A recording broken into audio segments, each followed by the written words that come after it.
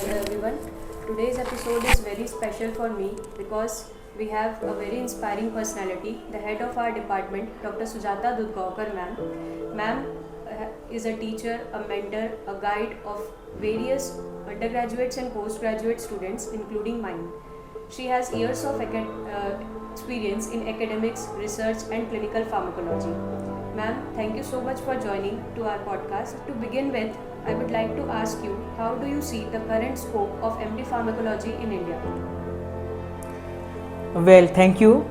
For pharmacology professionals, there are many lucrative and wide variety of career opportunities across India and also abroad. So in India, they can go into academics, they can go into industries, or they can go into government sector. And in various positions, there are many positions for pharmacologists and lucrative career here in India as well. And what are the major areas where pharmacologists can contribute? So in academics, they can become associate professors, teaching medical students, dental students, nursing, paramedics, etc. And there is in medical colleges there is educational medical education unit. There also you can work. In industries, there are two types of industries: research and development, where you can become a chief scientist there, and also in clinical trials you can become medical advisor, research associates. Various positions are there. You can become a medical writer, writing in various medical publications.